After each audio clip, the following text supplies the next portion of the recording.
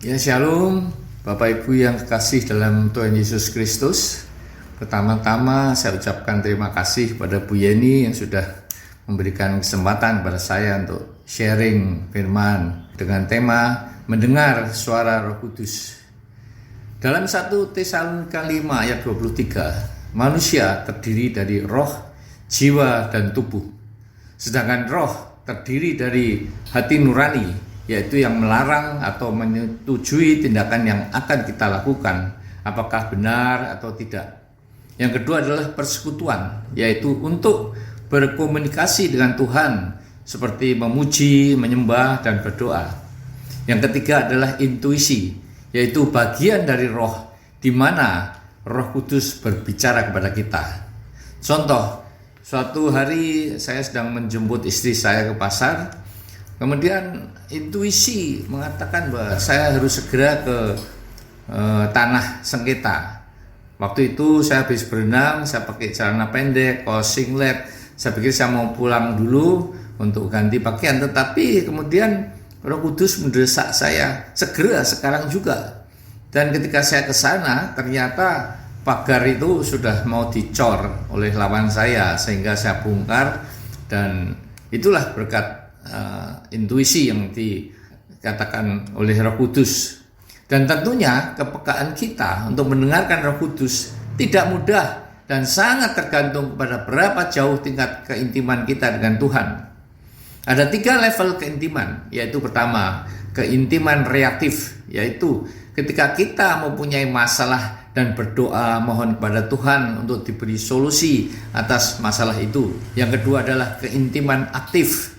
Kita secara rutin berdoa, membaca Alkitab, memuji dan menyembah Tuhan. Misalnya setelah bangun pagi atau di waktu malam hari sebelum tidur. Yang ketiga adalah keintiman otomatis, yaitu setiap saat, di mana saja kita memuji, menyembah Tuhan, atau kadang-kadang berbicara sendiri kepada Tuhan. Oh Tuhan, Kau baik, Tuhan, bla bla bla. Nah, apakah waktu kita sedang berkendara, berjalan, bekerja, makan, dan sebagainya? Inilah level keintiman yang tertinggi, yaitu selalu bersyukur, memikirkan firman Tuhan, apapun yang terjadi dalam hidup kita. Ada beberapa tipe suara Roh Kudus, yaitu yang pertama lewat intuisi seperti yang telah saya jelaskan tadi. Kedua, lewat pembacaan firman atau buku-buku rohani atau mendengarkan lagu-lagu rohani. Kok tepat seperti yang sedang kita alami. Yang ketiga adalah peringatan atau nasihat dari orang lain yang akan saya uraikan nanti. Yang keempat adalah lewat mimpi, seperti apa yang dialami Yusuf menjadi Perdana Menteri di Mesir, maupun Yusuf tunangan Maria ketika mau menceraikan Maria secara diam-diam dan lain-lain. Akan tetapi, tidak semua mimpi berasal dari Roh Kudus. Kadang-kadang dipengaruhi oleh keinginan pribadi yang sangat kuat. Mimpi dari Roh Kudus akan sangat membekas dalam memori kita, bahkan bisa berbulan-bulan atau selamanya, dan akan terjadi dalam hidup ini. Contoh, ketika dalam sidang PTUN terakhir, saya bermimpi mencari majelis hakim untuk memberi uang. Inilah kebiasaan di Indonesia. Jadi hakim itu tidak memutuskan sesuatu yang benar, tetapi siapa yang mendekati dia. Tetapi tidak ketemu. Dan malam harinya saya bermimpi bahwa permohonan saya putusannya ditolak.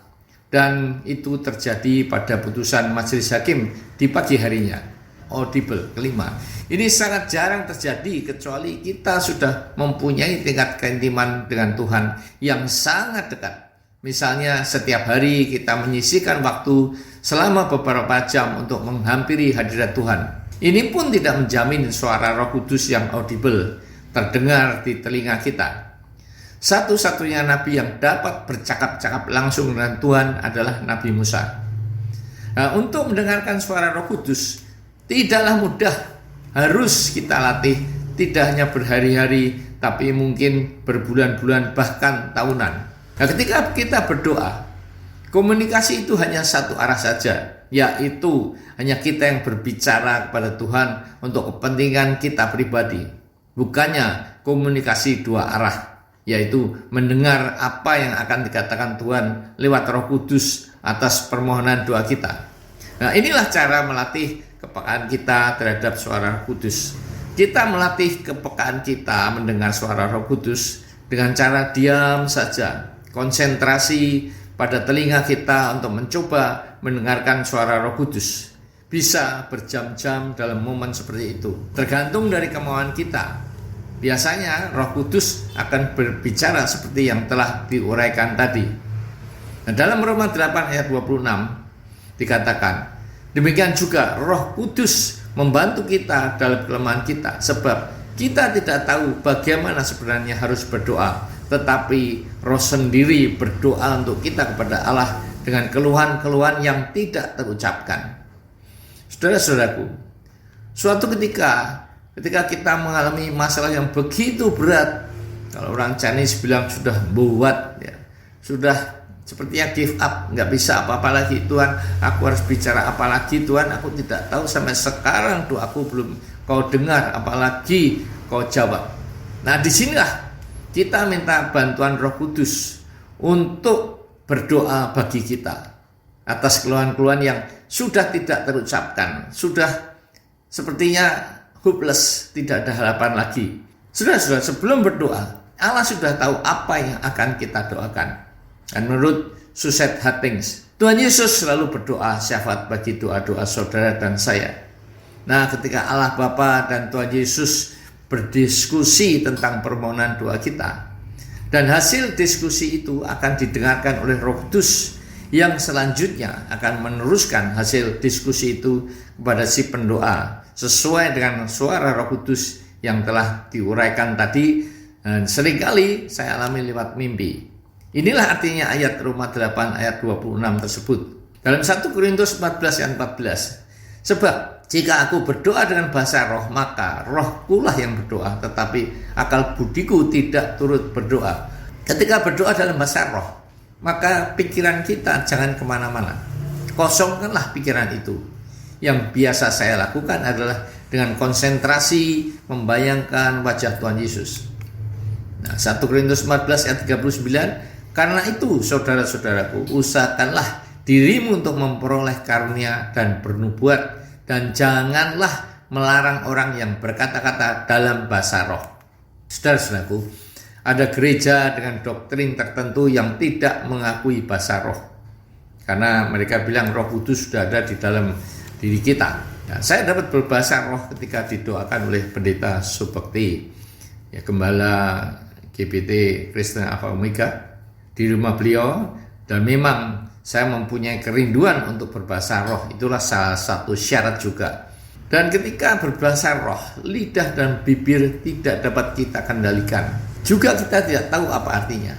Tetapi ada pendoa yang mendapatkan karunia untuk bernubuat atau menerjemahkan bahasa roh itu, seperti yang saya alami ketika didoakan orang tersebut, di mana setelah berbahasa roh, dia menerjemahkan ke dalam bahasa Indonesia sehingga saya mengerti. Ini satu saksian bagaimana Roh Kudus berbicara lewat nasihat orang lain.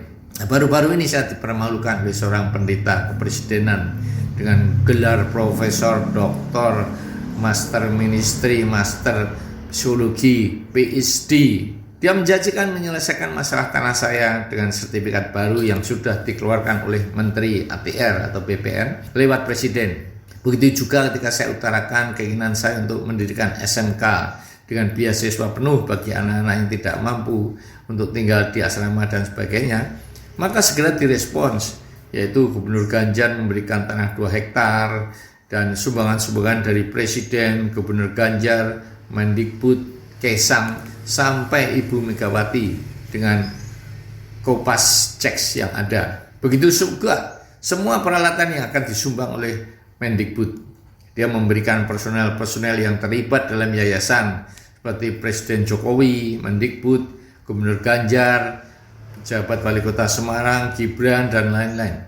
Juga surat-surat dengan Kop Sekretaris Negara, surat Presiden pribadi kepada saya, karena memang saya mengenal beliau sejak tahun 1994 sebagai sesama pengusaha mebel. Tetapi ada kejanggalan, yaitu Departemen Sosial memberi tanah untuk kantor seluas 1.400 hektar. 1.400 hektar itu real estate yang sangat besar. Kemdikbud akan menyumbang 450 miliar, padahal peralatan hanya senilai 5 miliar saja. Namun saya terus berdoa agar Roh Kudus meluruskan jalan saya seperti dalam Amsal 3 ayat 5 dan 6 berikut ini. Percayalah pada Tuhan dengan segenap hatimu dan janganlah bersandar kepada pengertianmu sendiri. Akuilah Dia dalam segala lakumu, maka Ia akan meluruskan jalanmu. Saudara, kata-kata bersandar. Ketika kita bersandar pada tembok yang kuat, maka kita tidak akan jatuh. Tapi ketika sandaran kita itu lemah, misalnya seperti gebyok atau gedek, maka ketika kita bersandar, kita akan jatuh. Demikian juga, janganlah bersandar pada pengertianmu sendiri. Dan inilah yang saya lakukan selama 20 tahun. Saya merasa saya pandai, tidak perlu Tuhan, pendidikan saya macam-macam. Maka yang terjadi adalah kegagalan. Tetapi ketika saya mengakui Dia dalam segala lakuku, maka Ia akan meluruskan jalanmu. Sudah sering kali sudah saya diingatkan ketika mengalami masalah, ada orang yang mau nolong, sudah memberikan uang, tapi ketika itu tidak ada damai sejahtera dalam hidup saya. Inilah ketika kita berbuat sesuatu, kita merasakan damai sejahtera, itu adalah tandanya dari Tuhan. Dan saya 1:30 bangun tidak dapat tidur, selalu gelisah. Inilah tanda-tanda bahwa ternyata orang itu malah teman dari lawan saya. Kita mengakui Dia dalam segala lakumu, artinya kita mohon sebelum bertindak sesuatu, kita mohon Tuhan menunjukkan jalannya, apakah ini sesuai dengan kehendak-Mu atau tidak. Maka ketika kita menyimpang ke kiri atau ke kanan, maka jalan kita akan diluruskan. Ya, saudara-saudara, mula-mula kakak saya memberitahu bahwa font huruf yang ada di dalam surat-surat tidak sama, jadi editan, tetapi saya masih belum percaya. Inilah suara Roh Kudus yang pertama. Kemudian istri saya mengingatkan saya untuk berhati-hati karena saya sering ditipu. Ini yang kedua. Dan ketika saya bertanya tentang kejanggalan teks yang dia kupas, dia mulai marah-marah dan tidak akan mengurusi lagi. Saya sempat minta maaf, saudara. Nah, ketika kopas teks saya tunjukkan kepada teman saya, seorang pendeta, dia berkata bahwa teks itu benar, sehingga membuat saya percaya lagi. Kemudian sekretaris pengurus yayasan mulai bertanya tentang kebenaran susunan personel yayasan yang melibatkan pejabat-pejabat tinggi.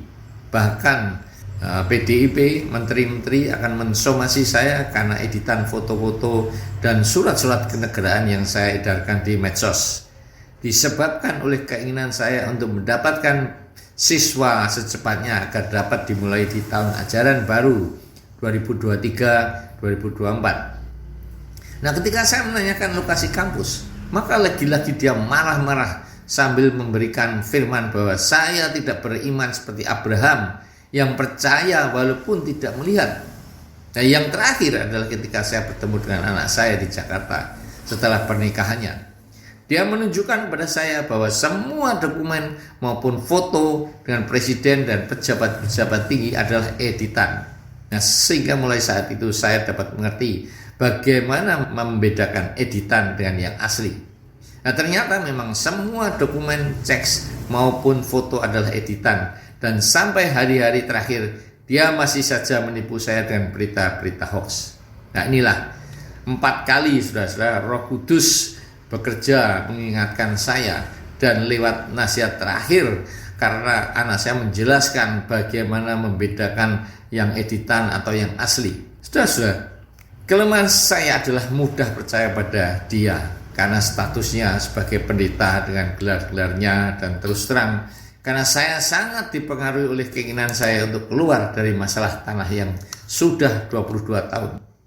Kesalahan saya yang lain adalah tidak berdoa dulu sebelum memulai dengan suatu tindakan, apakah sesuai dengan rancangan dan kehendak Tuhan atau tidak.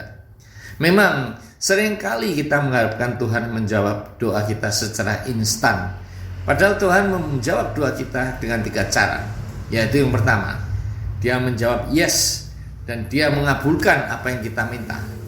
Ketika Dia berkata no, maka Dia akan memberikan apa yang lebih baik, atau with, dan Dia memberikan yang terbaik.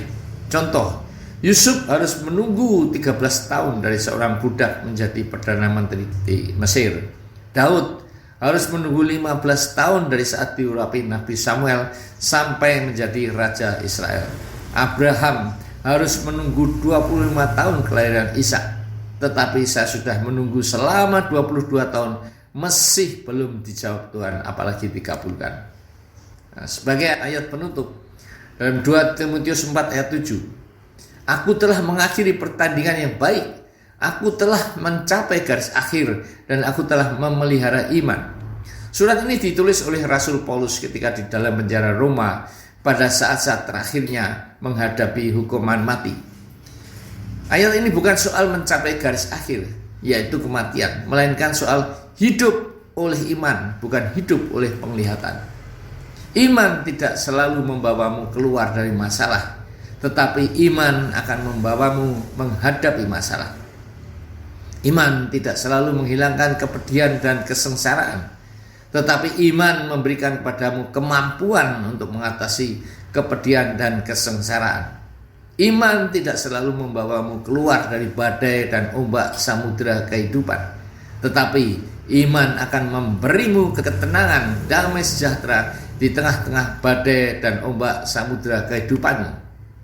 Hidup dalam iman itu berarti percaya bahwa segala sesuatu sudah terjadi di dalam roh, seperti kata firman bahwa semuanya sudah ditentukan Allah sejak kita masih dalam kandungan.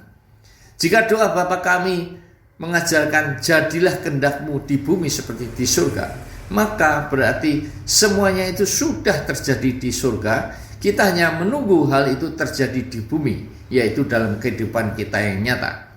Soal bagaimana Tuhan mau merealisasikan dalam hidup, kita tidak perlu tahu, karena itu adalah bagian Tuhan. Itu adalah kedaulatan Tuhan. Nah, seringkali ketika saudara dan saya menghadapi masalah yang demikian pelik dan susah, iman kita mulai goyah dan mencoba untuk mencari pelarian semu seperti narkoba, alkohol, sampai dukun atau perzinahan. Dan semua pelarian semu ini bukannya menyelesaikan masalah, tetapi malah sebaliknya akan membuat hidup kita semakin ruwet dan pasti tidak akan mendapatkan solusi atas masalah yang ada. Nah, seringkali Tuhan memakai masalah dalam kehidupan ini untuk proses pemurnian hidup kita. Seperti emas yang dimurnikan pada suhu 1200 derajat Celcius. Sangat menyakitkan. Jika emas itu dapat berteriak, maka dia akan menjerit kesakitan. Dalam proses pemurnian ini, maka semua kerak-kerak kotoran emas akan dibersihkan oleh penjaganya sampai emas menjadi murni. Dan emas baru dikategorikan murni jika bayangan penjaganya tampak pada cairan emas itu. Penjaga pemurnian hidup kita adalah Tuhan Yesus.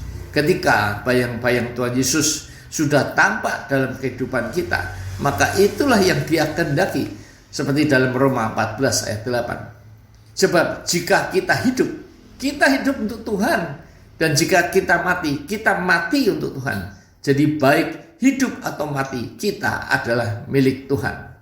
Inilah destiny yang benar bagi orang Kristen dan bukannya keselamatan. Karena jika kita mengharapkan keselamatan sebagai destiny akhir kita, maka itu adalah keinginan diri kita, bukan dari Tuhan. Mengapa? Karena kasih karunia kamu diselamatkan iman, bukan karena usaha atau kebaikanmu. Begitu juga dalam Yohanes 15 ayat 16. Bukan kamu yang memilih, akan tetapi akulah yang memilih kamu.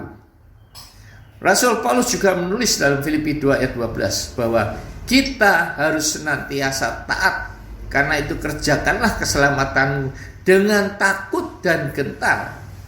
Saudara-saudara, tidak selamanya Tuhan mengabulkan doa kita. Paulus sebagai rasul yang besar tidak dikabulkan doanya ketika dia sudah 3 kali minta agar utusan iblis itu, yaitu diperkirakan rabun ayam, mundur daripadanya. Dan jawaban Tuhan adalah justru dalam kelemahanlah kuasaku menjadi sempurna. Apalagi Tuhan Yesus dalam doanya di bukit Getsemani agar cawan penderitaan itu diambil Bapa, tetapi tidak dikabulkan. Karena jika dikabulkan, siapa yang akan menggantikan dia untuk disalib? menebus dosa-dosa manusia seperti saudara dan saya. Saudara-saudaraku, ingatlah bahwa man proposes, God disposes. Manusia menginginkan, namun Tuhan yang menentukan. Free will itu levelnya masih di bawah kedaulatan Allah, karena free will masih dipengaruhi oleh kondisi lingkungan. Amin.